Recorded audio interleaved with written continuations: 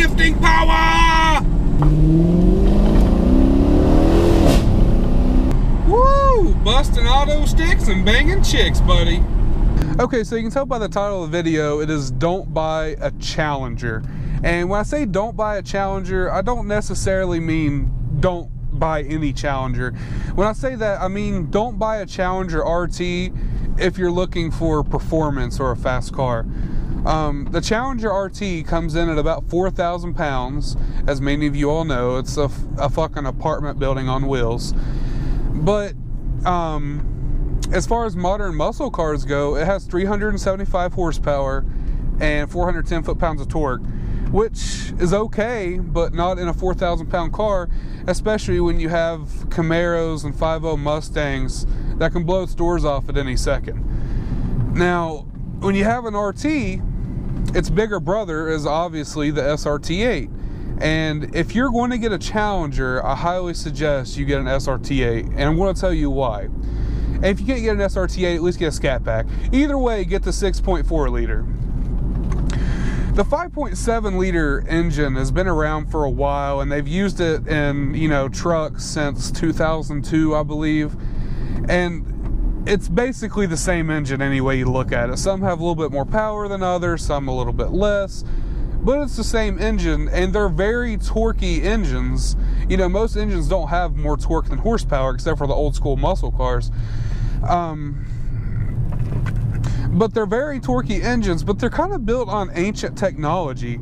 A lot of tuners and stuff won't even fool with the 5.7 Hemis because their blocks are weak, relatively speaking, and they don't handle power very well. If you go over 650 horsepower in these cars, you need forged internals, everything, or you're going to blow your engine. To even get over the 400 rear wheel horsepower mark, you either need boost or you need a cam. Now I'm going to exclude nitrous because let's face it, nitrous is for cheaters, and that's a button. You hit a button and you go faster for like 5 seconds or whatever. But in order to get over 400 rear wheel horsepower in these cars, you have to go boosted or cam, and that's awful for a V8. You should be able to go over 400 with long tubes and an exhaust. If you're driving a muscle car, which is what the 5.0 Mustangs do, and so does the Camaros. And like I said, this is rear wheel horsepower numbers, not crank numbers. I know all the other muscle cars crank are over 400, but it's rear wheel horsepower. It's what power actually makes it to the wheels. So there you're talking about $2,000 just for a cam and all the shit that goes along with it, and probably another $1,000 for installation and tuning, if not more. And then you're making over 400. But what are one of these other cars going to do with a cam or with a Pro Charger?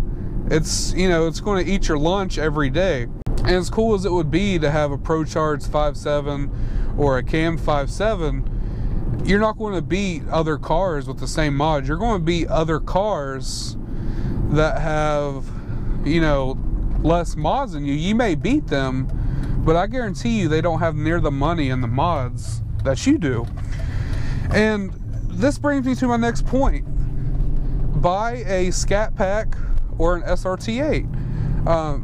The RTs and the RT Challengers, they look awesome. I love the look of them. They have retro styling. They're comfy. I would buy this car again if I had to do it over, and I never owned one. But since owning one, I can say that every day I drive this car down the road, I feel overshadowed by the SRT8. It's like that big brother that's better than you at everything you do. You can stop better, you're faster, nicer interior shit, and it's a better car all the way around. There's less exhaust restriction. The SRT8s don't even have an exhaust manifold. They use shorty headers from the factory, which is fucking awesome. And it's 10 times better than an RT. And if you're looking to get a Challenger, please try to get a Scat Pack or an SRT8 if you're looking for performance, because the RTs, let's face it, they don't have it. Now in the future, I probably will be pro charging my car, maybe even a cam and long tubes. I know I'm going to do long tubes, but I might be doing a cam. I'm for sure going to try to pro charge it, and you know, we'll see if my argument changes over, you know, the few months. I'm not going to say next few months, but over the next 6 months or so, you know, whenever I get money for the mods and stuff, we're going to see if what I'm saying changes. But as of right now, don't buy a Challenger RT, get an SRT8, end of story. It's a lot better car for your money, and you know, you can keep up with Mustangs and Camaros, which I apparently can't fucking do. Or I mean, apparently that other guy that you saw race that Mustang, he can't keep up with Mustangs, which means I can't keep up with Mustangs. So, you know, like I said, I may change my mind, but as of right now, don't buy a Challenger RT, get an SRT8. If you leave a comment about me being fat, just know it's because I eat ass. A lot of ass. We call that ballin', doing this is my calling. Flow is so appalling, my phone off and she calling. I'm like, yeah, what it do? Penthouse, man, what a view. Fall back cause I'm coming through with my whole team, they coming too. That's real, too real. Motherfucker, tell me how you feel. I'm too good for my own good, I won't leak the album, I let it spill.